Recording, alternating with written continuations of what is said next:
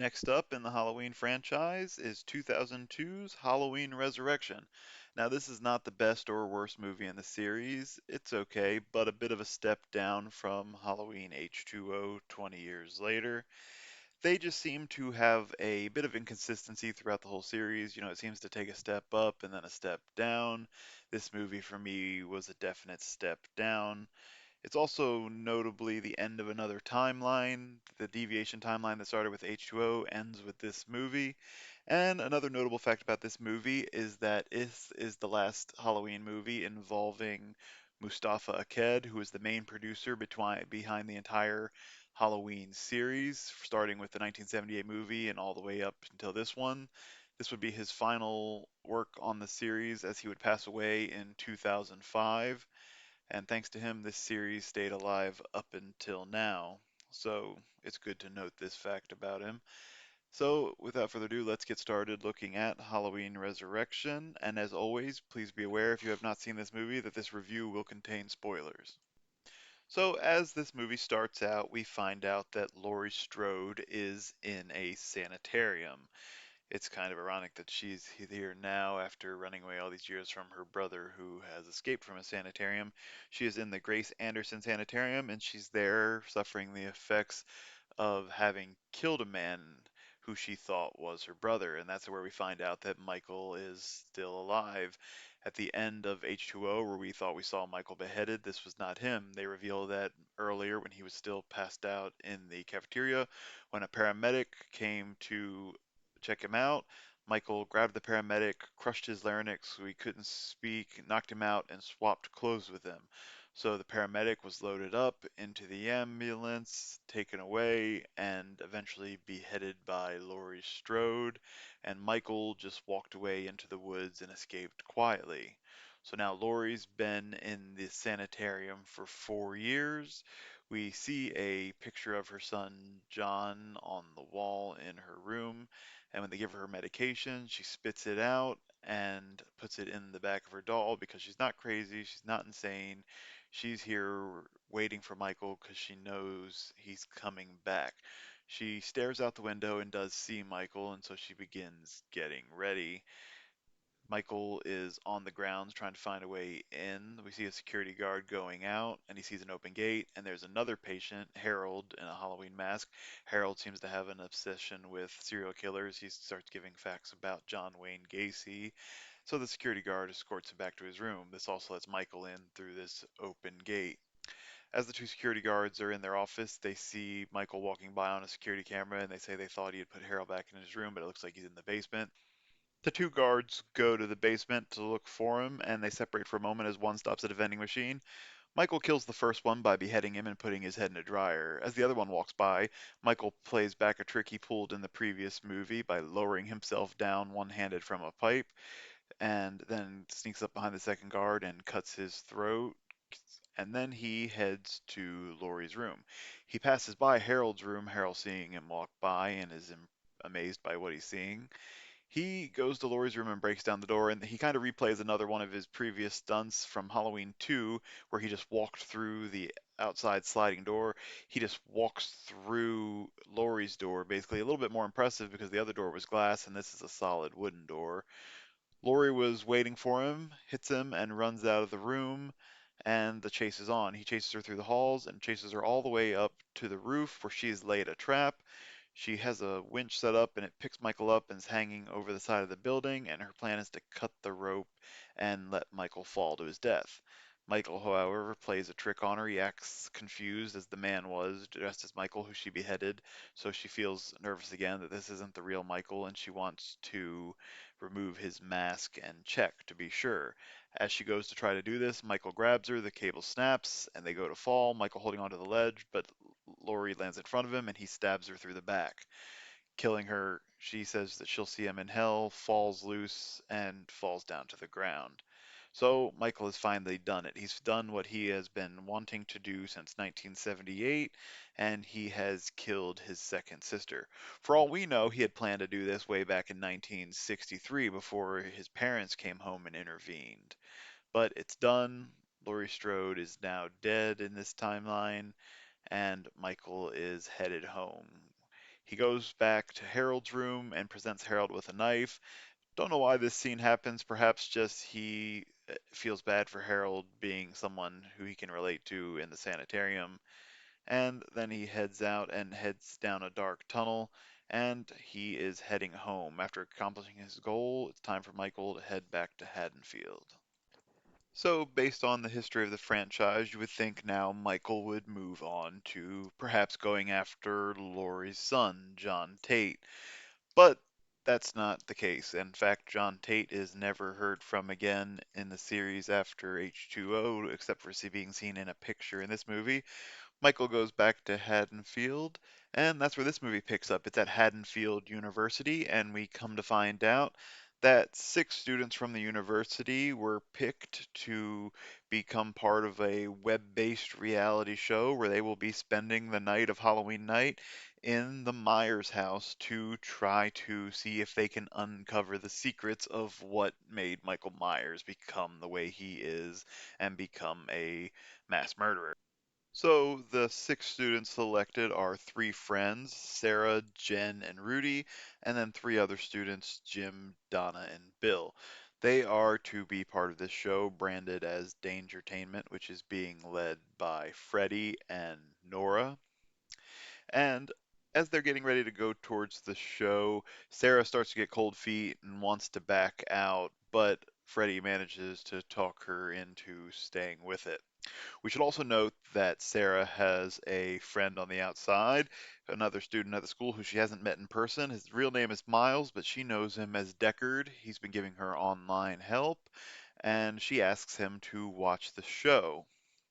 As they approach the show on Halloween Day, we see the crew there getting it ready. There's Nora in the garage watching all the monitors, and we have a cameraman inside Charlie who's getting things ready.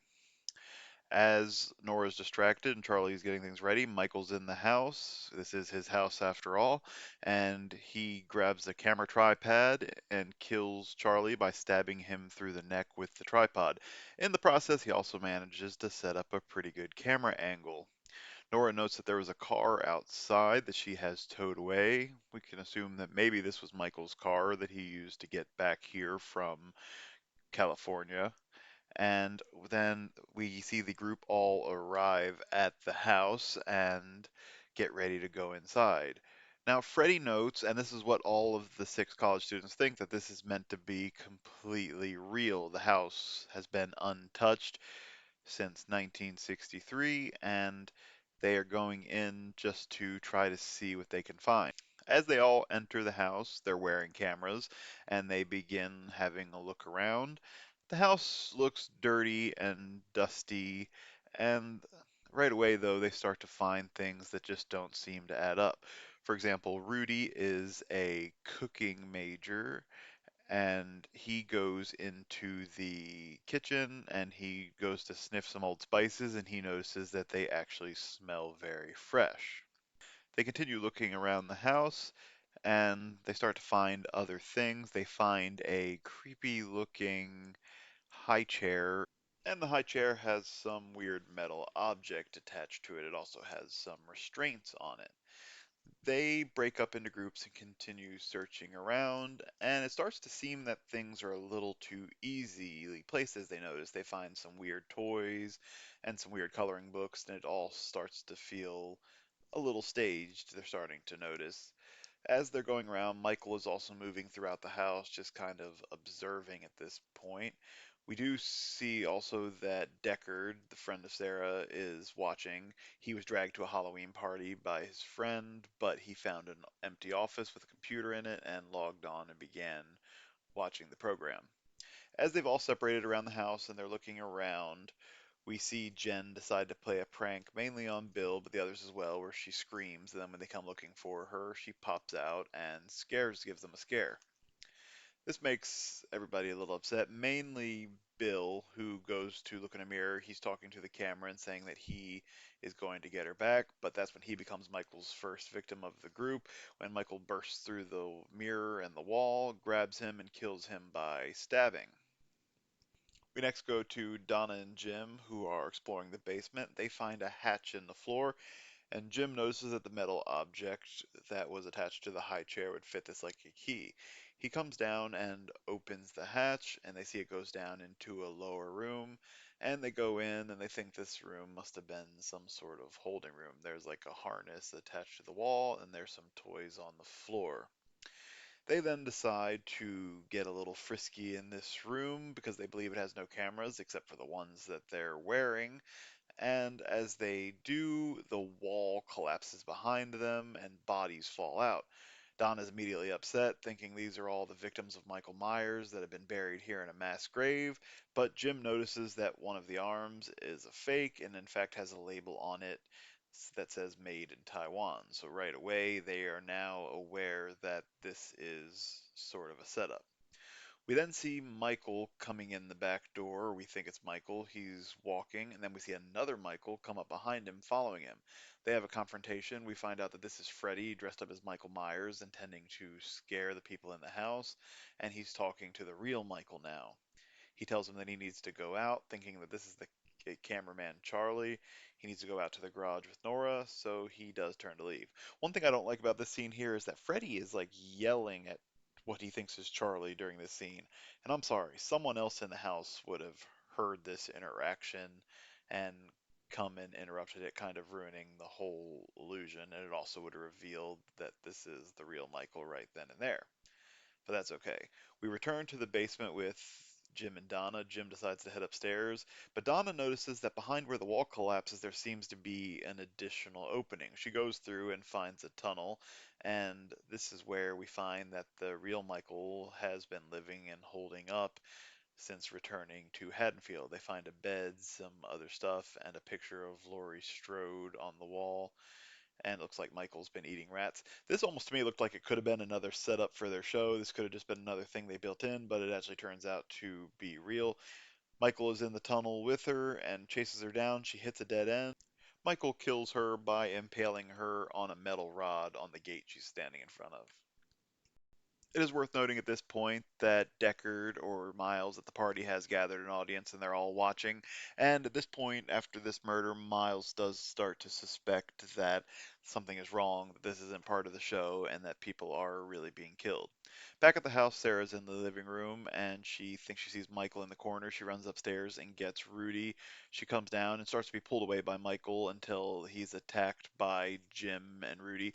We find out that this was the Freddy dressed as Michael, and he tells them to turn off their cameras, and he reveals that this was in fact entertainment made for the show. He said them going around the house wouldn't have been entertaining, and he wants to get views so that they can all get paid. And they're of course reasonably angry. Freddy goes back off, saying he's going to go scare some more people. They decide they want to leave, and at the top of the stairs, Jen has emerged. She opens the attic door and finds Bill's body, and she is scared. She walks to the top of the stairs, and they tell her she has to try better than that. And then the real Michael appears at the top of the stairs next to her and chops off her head with a knife. They all try to escape, but the front door is locked as Michael comes down the stairs. When they go into the living room, Jim tries to attack Michael with one of the cameras, but Michael deflects his attack, stabs his knife into the wall, and kills Jim by picking him up off the ground by his head and crushing his skull.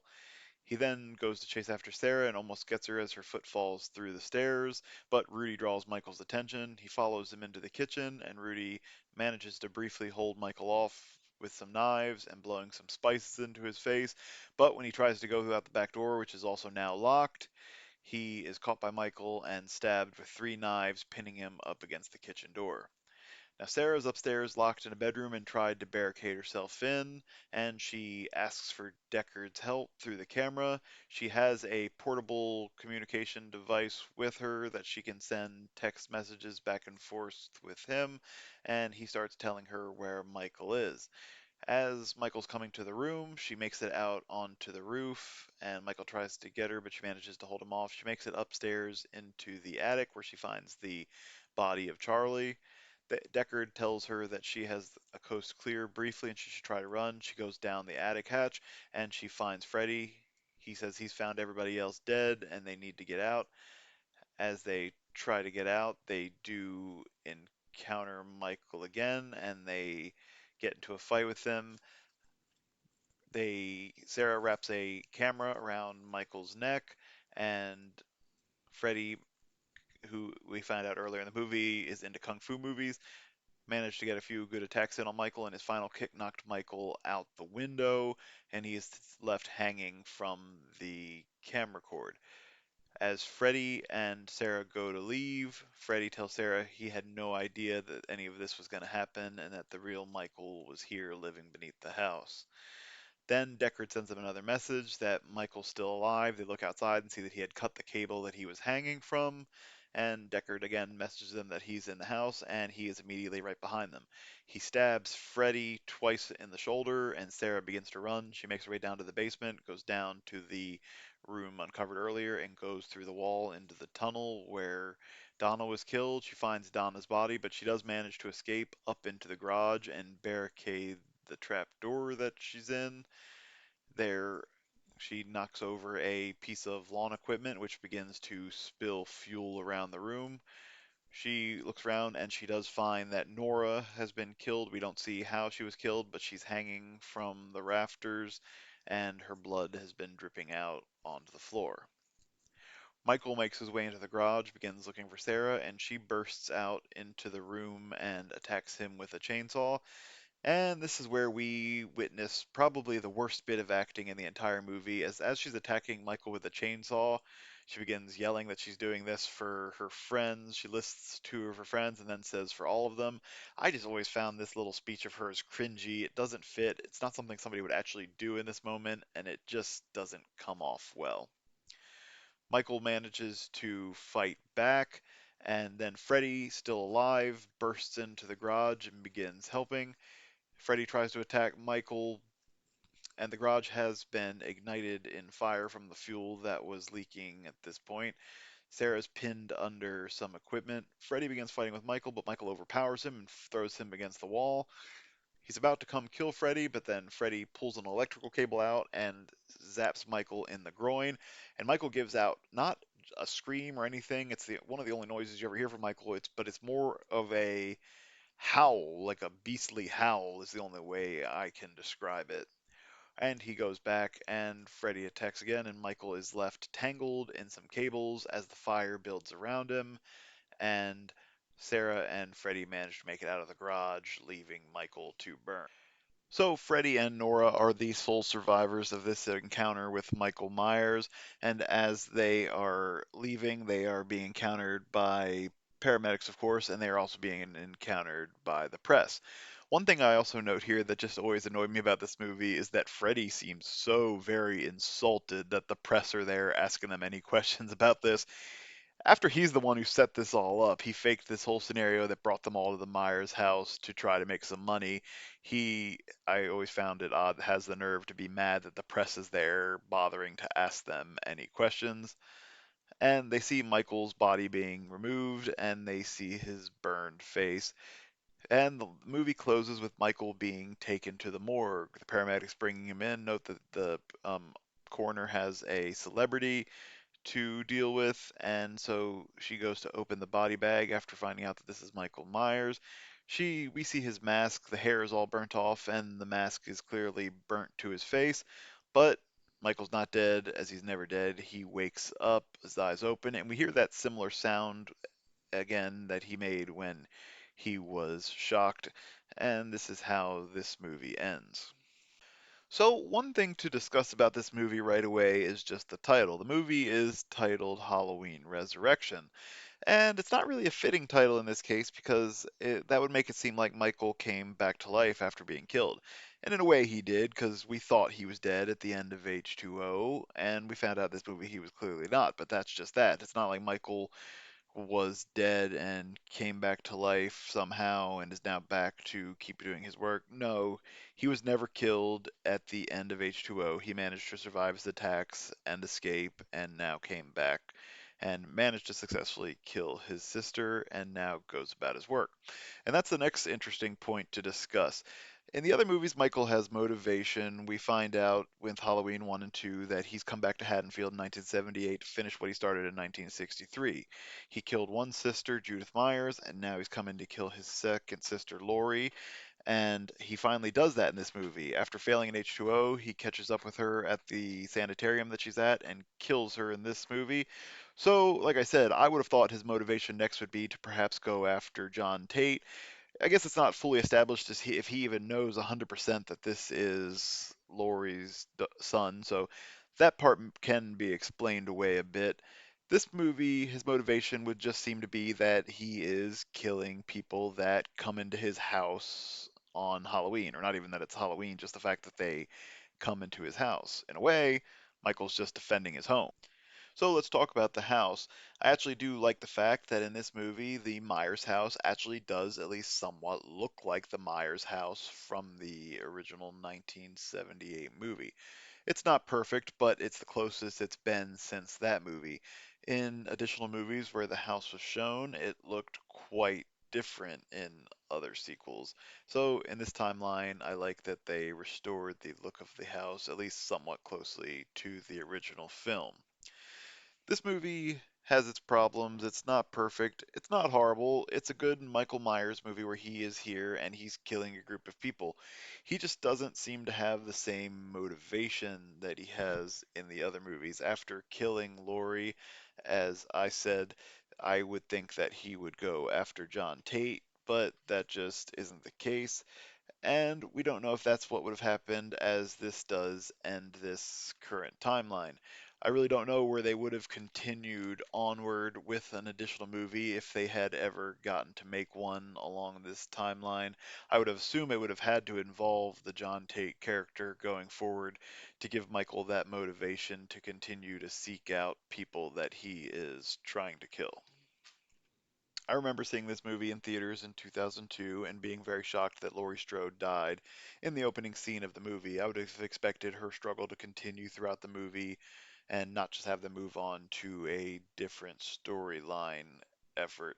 But I do like that at least they brought back Jamie Lee Curtis and they gave that character some finality rather than saying she died in some way.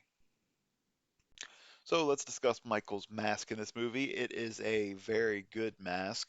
This one is definitely another step up. They fixed some of the problems that the mask had in H2O.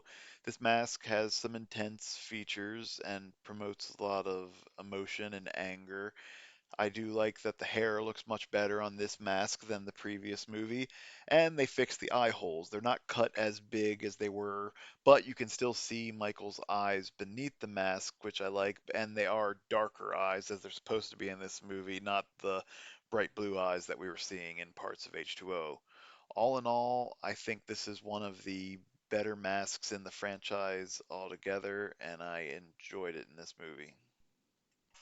Michael upped his kill count a little bit from H2O to this movie. In this movie, Michael kills a total of 10 people. He kills two guards at the sanitarium at the beginning, one by decapitation, one by cutting their throat. Third, he kills his sister Laurie Strode by stabbing her in the back and then throwing her from the roof of the building that they're hanging from. He next kills Charlie, the cameraman, setting up the house by stabbing him in the neck with a tripod. He killed Bill by stabbing him after bursting through a wall. He kills Donna by impaling her on a metal bar in the tunnel beneath the house. He kills Jenna by beheading her with his kitchen knife. He kills Jim by crushing his head. He kills next Rudy by pinning him up against the kitchen door with three knives. And finally, he kills Nora. We don't see how she's killed, we just see her hanging dead in the garage, dripping blood. This movie takes quite the step down when it comes to audience reception. On Rotten Tomatoes, the critic score is only 12%, very rotten, and the audience score is only 25% positive, giving it also a rotten score. And over on IMDb, it gets a very low score, I think the lowest in the franchise so far, a 3.9 out of 10. I don't fully agree with these scores. I don't think this was the worst movie in the franchise. It's definitely not the best. It's not great by any stretch of the imagination, but not a terrible movie. So my score for this movie is a 6 out of 10. So that is my review of 2002's Halloween Resurrection. This is the end of another timeline, and with that, we are 8 movies into the franchise, which 4 more to go, 5 including Halloween Ends. The next one to be reviewed will be the 2007 remake Halloween, created by Rob Zombie. So please comment on this video and let me know your thoughts on Halloween Resurrection. And please be sure to like this video and subscribe to the channel and keep an eye out for that next video coming soon.